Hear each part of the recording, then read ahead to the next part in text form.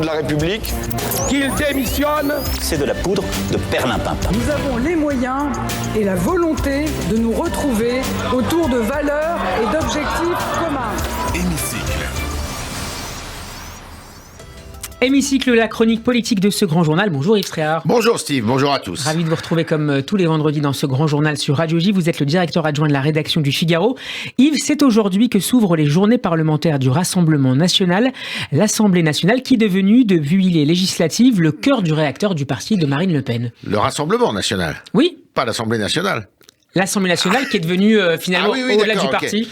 Bah écoutez, oui, alors il y a un enjeu qui est sans doute mineur aux yeux de beaucoup de Français, c'est de savoir qui va diriger le parti à cette occasion, c'est-à-dire que ça y est, la course est lancée entre les anciens et les modernes, on va dire, entre Louis Alliot qui représente plutôt une tradition, on va dire, et puis Monsieur Bardella, Jordan, qui est très jeune, qui a 27 ans, qui est fort brillant d'ailleurs, il faut le reconnaître, même si on ne partage pas ses idées, et qui peut représenter un souffle plus jeune, plus moderne. Néanmoins, bon, ils pensent l'un et l'autre la même chose. Il y en a un qui est peut-être un petit peu moins, qui est certainement beaucoup moins expérimenté, qui n'a pas l'habitude d'aller au contact des électeurs dans un rapport direct comme l'a fait Louis Alliot, il faut le souligner, qui est le premier élu d'une maire pour le Rassemblement national d'une mairie de plus de 100 000 habitants à Perpignan, ce qui n'est pas rien.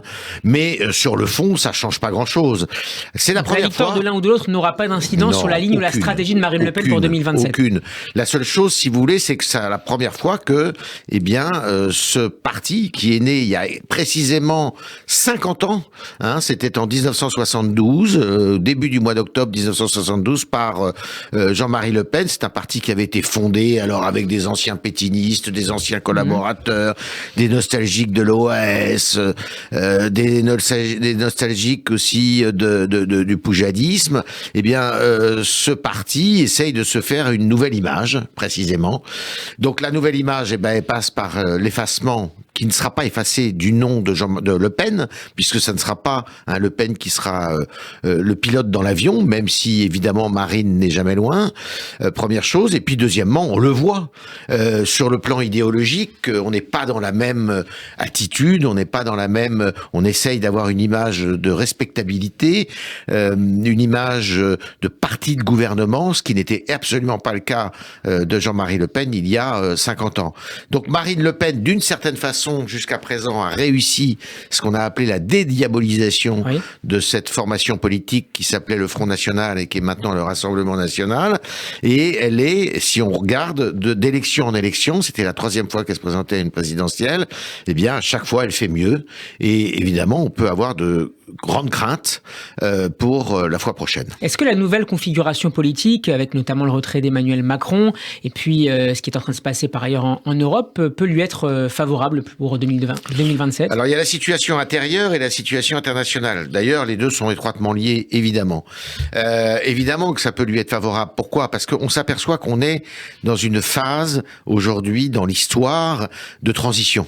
On est dans une phase, alors, sur le plan international, on le voit bien, c'est le désordre international, avec je dirais, une période où il y a une exacerbation des haines anti-occidentales qui est très très violente, et là-dessus, eh bien évidemment, Madame Le Pen et le Rassemblement national peuvent surfer, comme on dit aujourd'hui, parce que justement ils peuvent défendre des valeurs qui sont des valeurs identitaires sur ce que sont l'Occident judéo-chrétien face à un monde incertain qui est piloté par quelques autocrates qui s'appellent Vladimir Poutine, Xi Jinping, y compris d'ailleurs, qui n'est pas autocrate mais qui est quand même aussi assez particulier, le Premier ministre indien.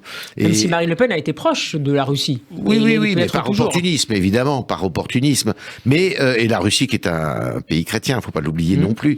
Mais quand même, il y a, si vous voulez, il y a cet ordre-là.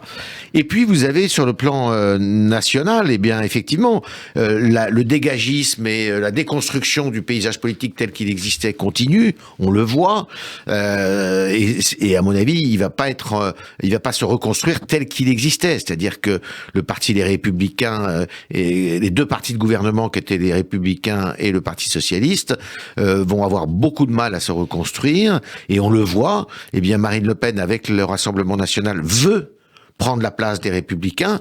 On va être dans une phase où on va rentrer dans une période où Monsieur Macron ne pourra pas se représenter. Donc sa succession sera très difficile et évidemment ils vont se bouffer le nez entre eux, tous ceux qui vont vouloir lui succéder, les Le Maire, les Philippe, les Darmanin et autres.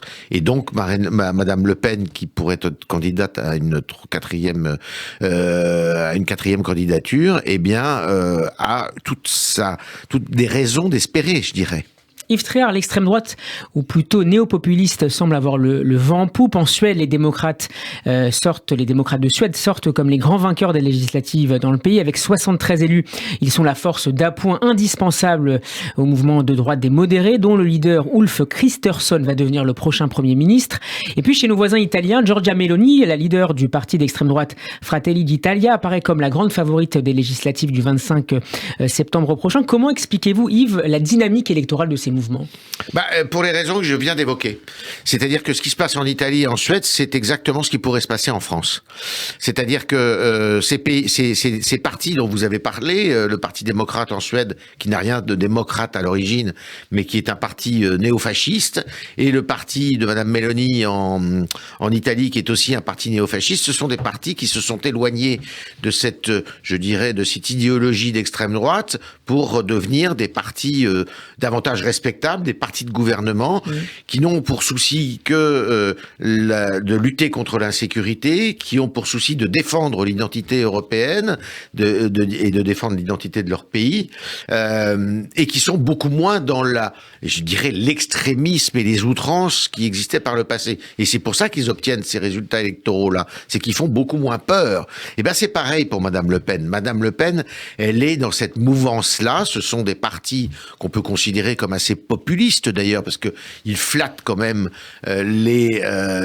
l'opinion publique, ils flattent les peurs, les craintes, les émotions des électorats les plus populaires, tout en ayant d'ailleurs un discours aussi qui soit un discours très protecteur, qui est un discours qui relève là plutôt bien d'une gauche crypto-communiste parfois, quand on écoute Madame Le Pen. Et la période favorise ce genre de discours. Pardon ? Et la période favorise ce genre de discours. Et la période favorise ce genre de discours parce que effectivement, les gens sont en demande de protection à la fois de leur culture, de leur patrimoine, et sont en demande de protection sur le plan, et puis de la santé aussi d'une certaine façon, et puis de leur protection physique, de leur intégrité physique. Et c'est ça qui fait le lit, évidemment, de tous ces partis qui sont des partis populistes. Insécurité économique et insécurité culturelle. Merci beaucoup Yves Tréhard d'avoir été avec nous. Je rappelle que vous êtes le directeur adjoint de la rédaction du Figaro.